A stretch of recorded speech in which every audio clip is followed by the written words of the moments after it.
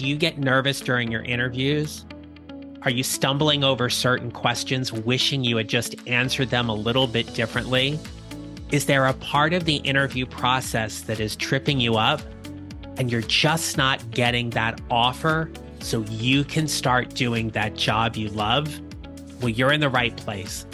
My name is John Nerrell, and I want to welcome you to a special interview preparation series here on the Mid-Career GPS podcast. I help mid-career professionals who are feeling stuck, undervalued, and underutilized show up to find a job they love or love the job they have using my proven 4-step formula. It's time to start building your mid-career GPS, so let's get started. Hello, my friends. Welcome back. This is day 4 of my special week-long series focused on helping you prepare for your next interview. I hope you've been enjoying these episodes so far. So just to recap, if we go back a little bit, earlier this week in this series, day 1, we talked about 5 tips to help you prepare for your interview. Then I followed that up with an episode on how to build rapport during your interview so you can get the hiring manager interested in who you are and what you do. And then in the previous episode, we talked about one word you must say in your interview.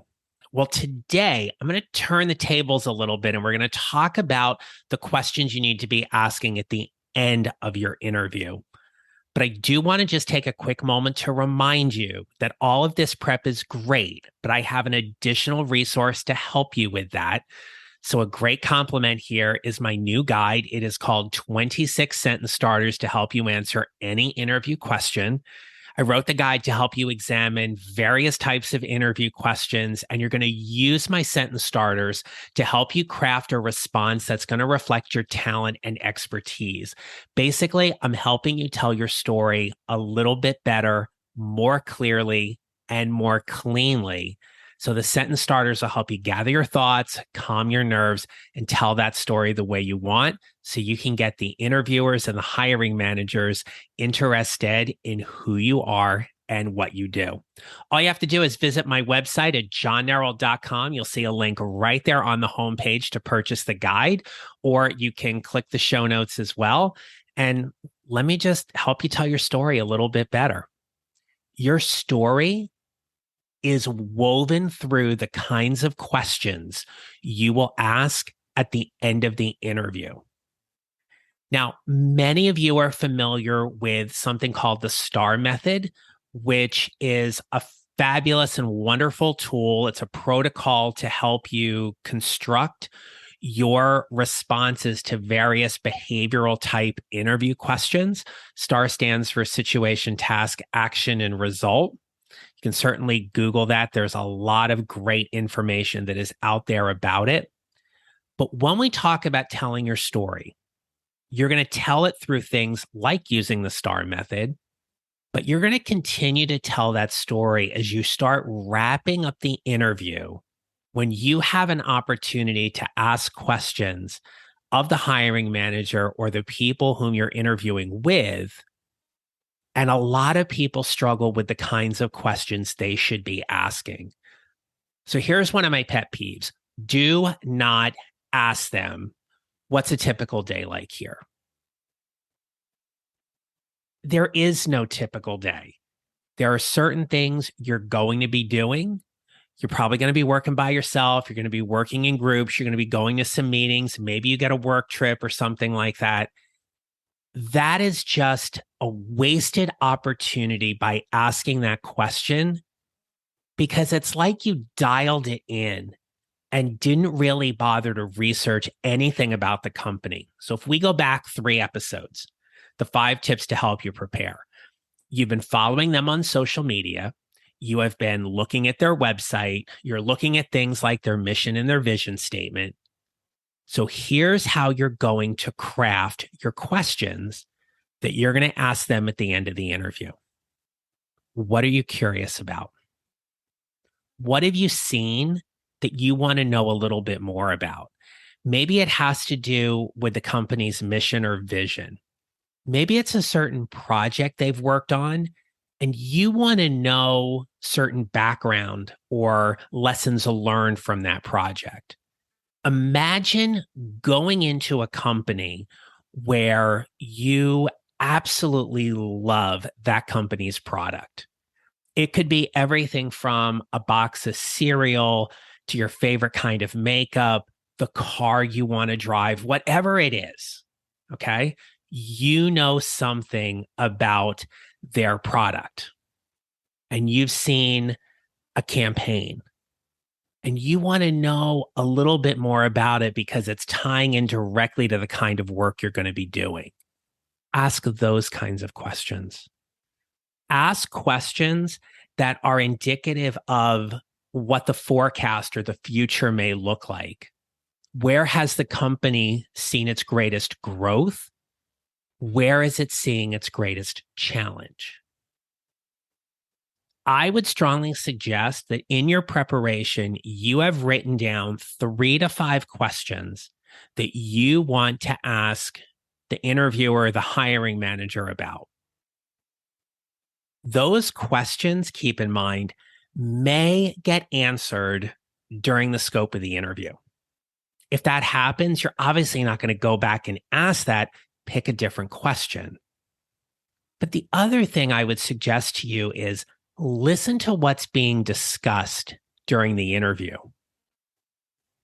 In a previous episode, we talked about this prep as well. You're going to look at the job posting and look at the verbs, and that's going to help you anticipate some kinds of questions you might be asked. You can do the same thing here. Go back and look at that job posting and think about the questions you would want to ask them about why is that in the job posting? What are they expecting or what are they meaning? But another thing that you may want to ask about has to do with culture. Things like, what is the culture around here in terms of giving and receiving feedback? What is the culture around here about risk taking? Those are 2 powerful questions that when you ask those things, you will get information back that'll help you ultimately decide if the job is the right fit for you once it is offered to you. If you feel like you have bombed the interview, asking great questions at the end is a wonderful way to right the ship a little bit and leave on an exceptionally good impression. When I was interviewing, I always appreciated when the interviewer said to me, "Thank you for those questions. I felt like I was being interviewed." And I would say, "Well, you are." Because we're trying to figure out if this is the right fit for us. Ask questions that are thoughtful. They're reflective of your professional brand. They are meaningful to you. While I said earlier, I would not ask that question about what's a typical day like, those questions that you're going to put together are going to help you be more memorable. Let those questions be something that stands out about who you are and what you do, what you're curious about. If you get asked that question about where do you see yourself in 5 or 10 years, think about that in terms of the company. If you plan on being there in 5 to 10 years and you plan on being organizationally loyal, then what is the company doing to ensure its fiscal health and well-being, its service, that they're going to be around in 5 to 10 years? What is their execution on their growth that they're going to be taking to ensure they're going to be able to take care of all of their employees and continue to bring more people on because they're growing and developing? As I wrap up here, your assignment today is to think about questions that you could ask on your next job interview. They can be general in terms of what you're looking for or what you need in a new position, because that will help you fine tune those questions as you actually start to go for those interviews if you don't have any interviews lined up right now. But I would open up a Google Doc or a Word file or a Notepad file on your phone, and I would start capturing questions that you could ask on your next interview. Part of what stresses people out when they go for an interview is they feel like they have to do all of this prep at the last minute. And yes, there is some. But if you are planning and preparing for it all along, it's going to make it much easier for you when that time comes. So go ahead, create that document, start putting those questions together. And I'm going to be back with you tomorrow with a topic I wish I didn't have to talk about, but I actually love talking about. And that is how to avoid being ghosted by a recruiter or a company that you've interviewed with. So make sure to check out that next episode. Please go and visit johnneral.com to get that new guide I've created for you called 26 Sentence Starters to help you answer any interview question. And in the meantime, remember this: we build our mid-career GPSs 1 mile or 1 step at a time, and how we show up matters. Make it a great rest of your day.